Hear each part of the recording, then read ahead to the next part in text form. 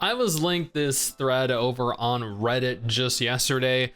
I was told that there are some people that are a little bit upset with it. I was told that there are some people that are genuinely happy with it. I don't know which side I'm going to be on. I don't know which side you're going to be on. I don't even know what the topic is pertaining to, but the title reads, Hoyoverse says Gacha doesn't make much of a difference in Zenless Zone Zero. Now, does that mean that Gacha, in terms of the characters that you pull, isn't going to make much of a difference, and therefore the characters themselves are kind of going to be inconsequential to your progress? They aren't really going to necessarily inhibit you. Every character is going to be relatively similar in terms of balance and power. I guess that's what we're going to go ahead and find out, hopefully.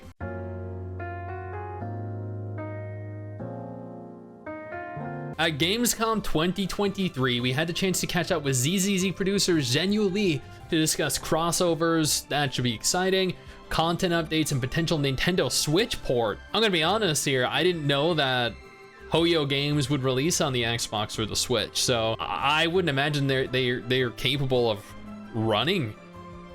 Sweet. Okay, maybe that's a little bit mean to say. Hoyoverse has taken the mobile world by storm in recent years. Genshin Impact continues to be one of the most beloved RPGs out there, while Honkai Star Rail has been a hit with fans releasing earlier this year. Trust me, several members of the PT team live and breathe these games. So when we were granted an exciting opportunity to speak with Hoyoverse about the upcoming RPG roguelike Zenless Zone Zero, we couldn't pass up the opportunity. And yeah, Honkai Star Rail and Genshin Impact both are the two largest gacha games in the world. Genshin Impact only being dethroned by Honkai Star Rail. Honkai Star Rail retaining the #1 spot until, surprisingly, just this month, where Fate Grand Order actually somehow managed to out-earn the game. Globally anyway, if you factor in China's earnings, then Honkai Star Rail is still averaging over $100 million, so yeah, that doesn't really mean anything. There's still no set Zenless Zone Zero release date yet. I mean, naturally, but we can expect its release in 2024, when there's a content lull with Genshin, when there's a content lull in Honkai Star Rail, and they need a large boost in revenue. But our time with the game at Gamescom 2023 was, as their Zenless Zone Zero preview indicates, promising. Admittedly, my experience at Anime Expo 2023 was also very revealing. I had a lot of fun there. As a roguelike, it represents a genre Hoyo hasn't tackled before, but our brief time with it suggests that the development team is more than up for the task. Yeah, it was very high quality and very fun. A stellar game coming from the company behind Honkai Impact 3rd, Genshin Impact, and Honkai Star Rail is hardly a surprise. However, as Hoyo is well known for the quality of its video games. Yeah, they really do. They produce some incredible quality games. I just wish Genshin had an endgame and you weren't required to grind for artifacts so arduously, and that it wasn't such a horrific experience. In the months since Zenless Zone Zero's initial reveal, the PT team has had some burning questions, and luckily for us, we spoke with ZZZ producer Zenless, who was more than happy to discuss Hoyo moving into the roguelike genre, how those rogue elements impact the traditional gacha system of Hoyo games, if we can expect frequent updates. Oh no, based off of Genshin and Star Rail and Honkai Impact 3rd, there's no way they're gonna release frequent updates. No, they're gonna let the game die off, push out an update every 6 or so months, because that's a lucrative option for them, right? How is it even a question? Potential crossovers though could be fun, having a crossover with like Star Rail or Genshin, or maybe other games like Nier. Perhaps the thing that the team at Pocket Tactics is most intrigued by is the jump into the roguelike genre. But Lee has a straightforward answer as to why Hoyo is broadening its horizons. It's because they can't. At the end of the day, Hoyo can do anything they want. They are the biggest gacha studio out there now. They have 2 of the 3 highest grossing, most downloaded, most played gacha games that are redefining the entire genre. They are considered to be the company that can, not with regards to every person out there, but by a large majority, do no wrong.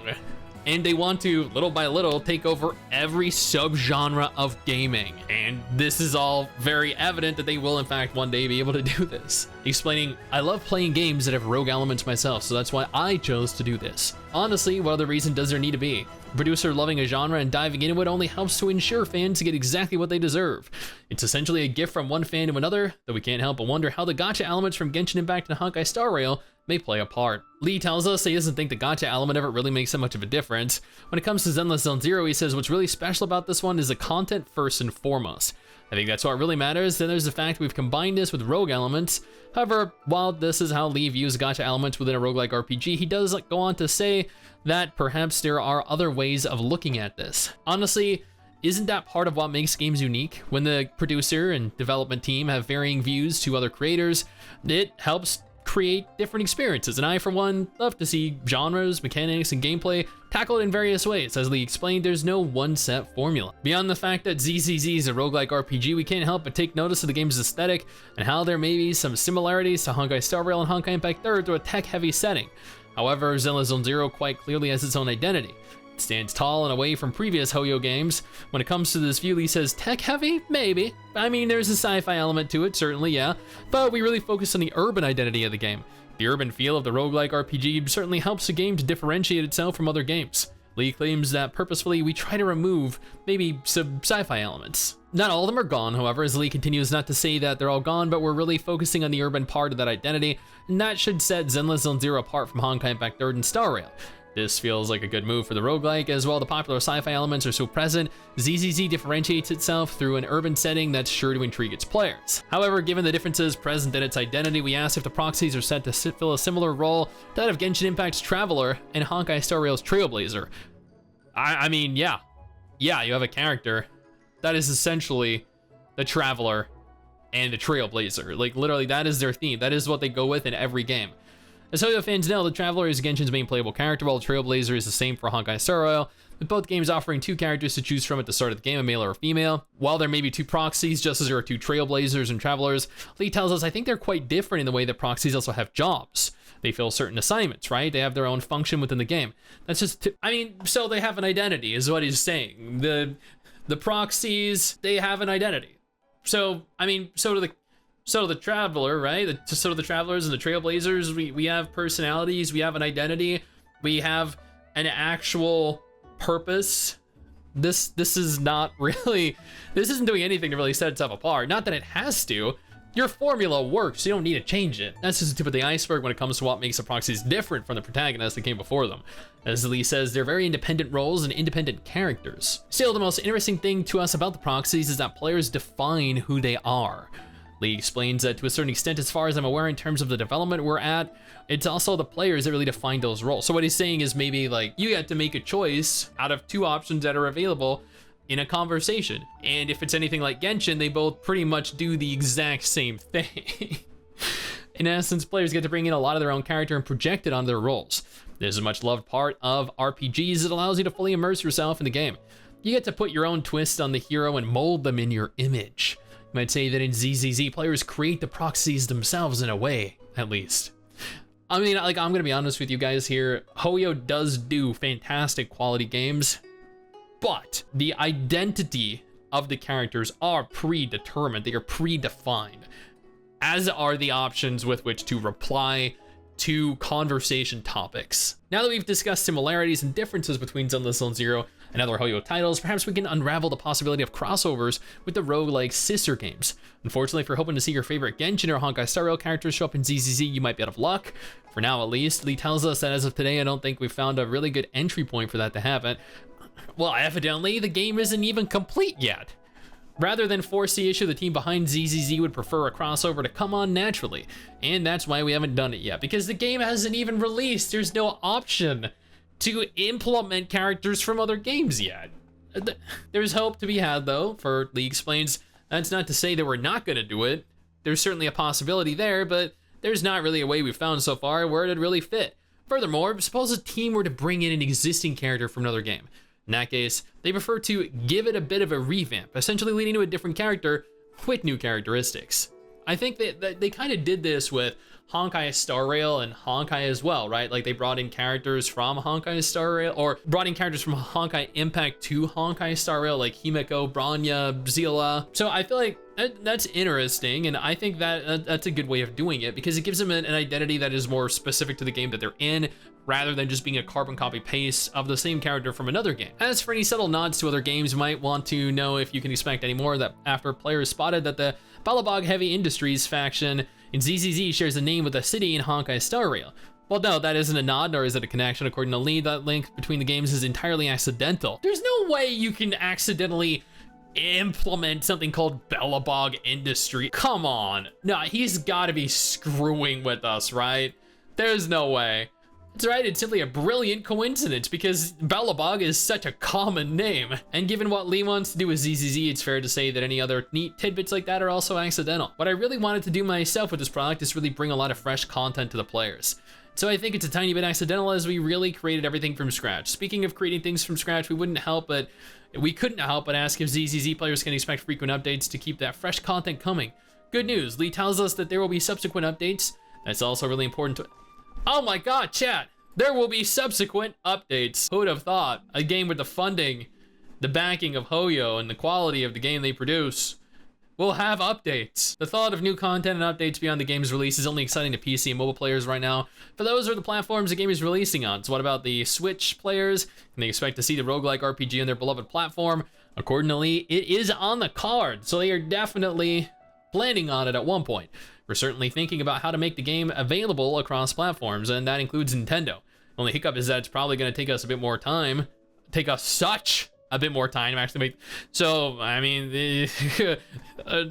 Genshin Impact on Switch. Yeah, any of you guys remember that? The release on the Switch seems to be some time away. We can't help but eagerly await the launch of Zenless Zone Zero on PC and mobile. We can't thank Lee enough for his time. We certainly can't wait to see what ZZZ has to offer and experience, which really makes it so different from Genshin Impact and Honkai Star Rail. Dude, you can literally just look at the trailers where you look at the gameplay. You can just look at the kind of game it is. You can see what makes it so different to Genshin Impact and Honkai Star Rail. Star Rail is a turn-based game. Genshin is an open world RPG. Zenless is neither. Speaking of which, if you want to, oh yeah, that's a free ad for them. So there we have it. Gacha doesn't make much of a difference. I think that the gacha element of it really doesn't make much of a difference because we have a focus on content for... So I don't even know what the purpose of that title was. He didn't even touch on the gacha really. He just said it doesn't make much of a difference. I'm sure it's going to. I'm sure the more powerful crowd control heavy characters are still going to dominate and you're still going to have really crappy chances of obtaining them. You're gonna hit your 50-50 at 90 and then you're guaranteed at 180, or maybe they'll be a little bit more free to play friendly with players. I don't know, but I do not see how gacha is going to be mostly disregarded. That just doesn't make sense to me. The game is not coming out on the Switch for a very long time. Other than that, basically what this article was telling us, this game is going to be a gacha game like the other gacha games they've done. I don't understand the purpose for this. Now let's go ahead and take a look at some of the comments on Reddit. But before we do, I want to take a moment here to thank our incredible patrons over on Patreon who allow for me to continue to push out regular videos like this every single day. You guys are absolute freaking legends. I guess I'll go for another Genshin Star Rail approach with this game and don't go with their Honkai Impact third model. Some people will be upset with no end game again. And at the least the game won't be stressful on meta and it works for Hoyo. So I mean, I like having an end game, but at the same time, without an end game, it means you can just tackle games incredibly casually. Maybe it's the same as Genshin, like you can clear most of the content with 4-star characters. It doesn't mean Zenless Zone Zero will be more generous. Yeah, that's what I was thinking. Like, I feel like it's still gonna be heavily unbalanced around the most powerful characters are gonna clear maps and deal damage that is exponentially higher than 4-star and 3-star characters. You bet that's the case. I'm tired of Honkai Impact third power creep. A lot of games have power creep, let's be honest. I read this as that you can finish the story with the free units, but if you want some diversity and fun units, good luck. Yeah, like I said, you're gonna have like your 50-50 at 90 and then you're guaranteed at 180. I don't know how generous they're gonna be with currency though. I feel like they've been pretty generous in Honkai Star Rail. Press X to doubt. So skin gacha, it's the closest thing to gacha that doesn't make much difference in my mind. Sorry if they say this and then there's a dupe system. Too lazy to read all the articles, so hope this is just a clickbait title. Yeah, I feel like it was mostly just a clickbait title if I'm being honest. But I mean, like this is the internet. And I have engaged in the odd clickbait title here and there before on the channel. It is a benefit to us, let's be honest. So long story short, it'll just be similar to Genshin and Star Rail. That's what I said. At the end of the day, this is gonna be exactly like Genshin and Star Rail. To the people that still believe Hoyo on XYZ will be done differently in our next game, the reason why they're printing money, that false hope is the best commercial drug I've seen in a while. I don't know why the people are coping so much. They release 3 games with the same exact formula. Yeah, after Star Rail, I'm not walking in another Hoyo storytelling, that's for sure. Dude, Star Rail is a good game. Why are these people, what is wrong with these people? They are very angry. Anyway, if Honkai Star Rail, if Genshin Impact, if Honkai Impact 3rd, if Zenless on Zero are not games that you're at all interested in, absolutely no problem. I got you covered with 2 different videos on screen right now that might be of more interest to you.